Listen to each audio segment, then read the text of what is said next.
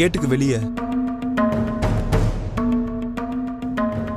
அப்படியே தலை ஃபுல்லா ஒரே ரத்தமா.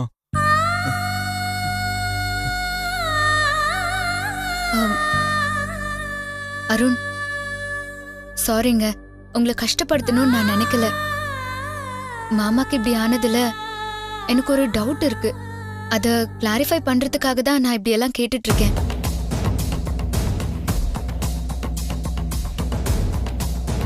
அருண், மாமா கால் தவறி இருந்தா இங்க தானே கேட்டுக்குள்ள விழுந்திருக்கணும்.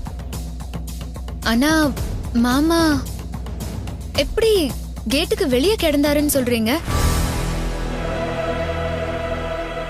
கால் தவறிதான் விழுந்தாருன்னா அவர் அவ்வளவு தூரம் தள்ளி போய் விழறதுக்கு சான்ஸே இல்லையே.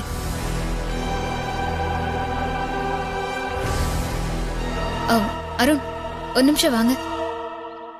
இப்போ நில்லுங்க. இப்படி இப்போ நீங்க தான் மாமான்னு வச்சுக்கோங்க. மாமா ஒரு வேளை கால் தவறி விழுந்திருந்தாருன்னா கேட்டுக்குள்ளதான் விழுந்திருப்பாரு.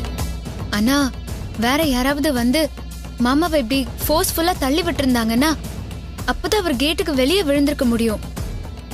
நீங்க இந்த ஆங்கிள் யோசிக்கவே இல்லையா? இல்ல ரஞ்சிதா, அப்பா அப்ப கீழே விழுந்த பதட்டத்துல எங்களுக்கு எதுவுமே புரியல. அவர் எப்படி ஹாஸ்பிட்டலுக்கு கொண்டு போய் காப்பாத்தணும் மட்டும் தான் நாங்க யோசிச்சோம். ஆனா நீ இப்ப சொன்னதுக்கு அப்புறம் தான் எனக்கு இந்த டவுட் வருது.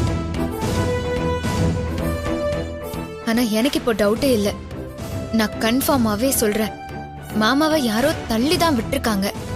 அது யாருங்கிறத தான் யோசிக்கணும்.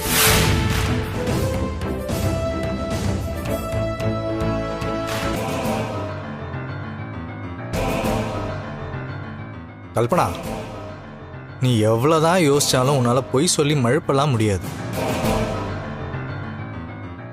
அருணை கல்யாணம் பண்ணிட்டு அங்க இருக்கிற ஒவ்வொருத்தரையும் டார்கெட் பண்ணி அடிப்பேன், அந்த குடும்பத்தை அழிப்பேன்.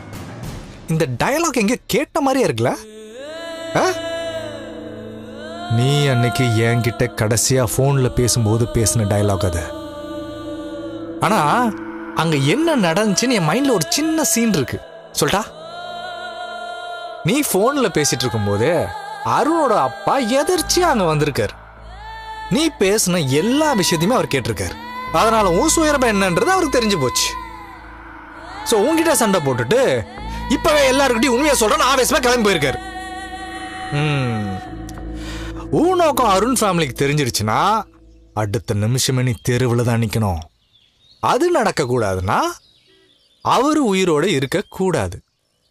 அந்த முடிவோட தான் நீ அவரை சோ இது ஒரு ஆக்சிடென்ட் எல்லாம் இல்ல, மர்டர் அட்டெம்ப்ட், கொலை முயற்சி.